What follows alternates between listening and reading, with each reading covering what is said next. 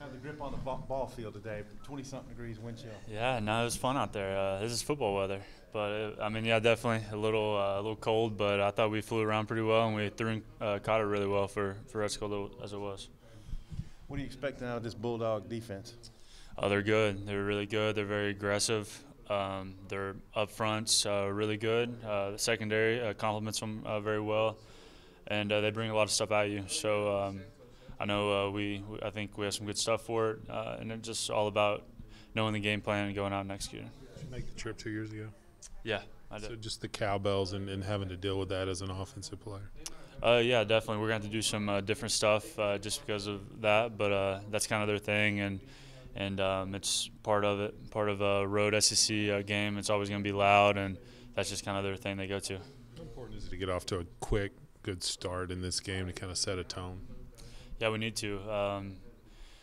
It seemed like we weren't really into that game until later in the second half. So we know that's really important for us. So we're stressing that as we got to start quick and keep going and build off of that. What do you recall of that 2016 game?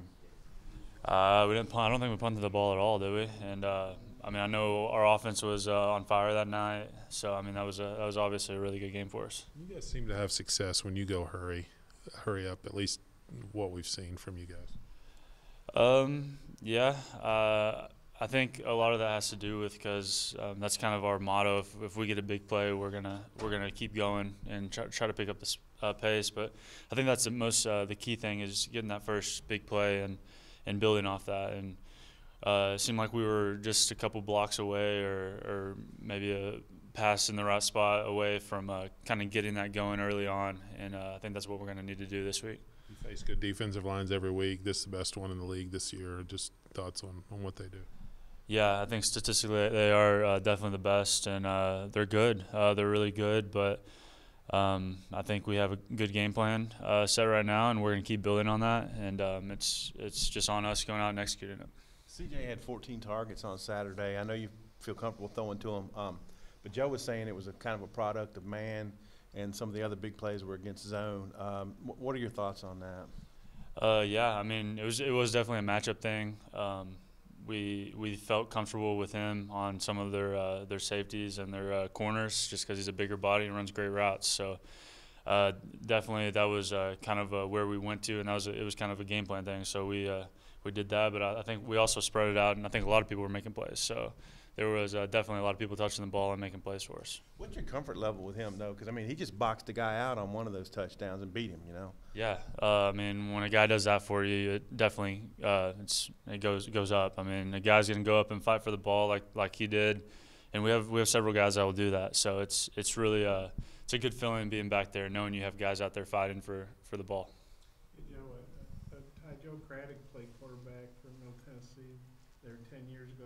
Did he tell you about that, or talk to you about playing quarterback with the cowbells and all that stuff? Yeah, he mentioned it. He said I think they got beat by 8 points or something. He was kind of talking about it, but yeah, I mean he's obviously an old quarterback, so he's got a lot of experience under his belt, and it's cool to hear some of his old stories.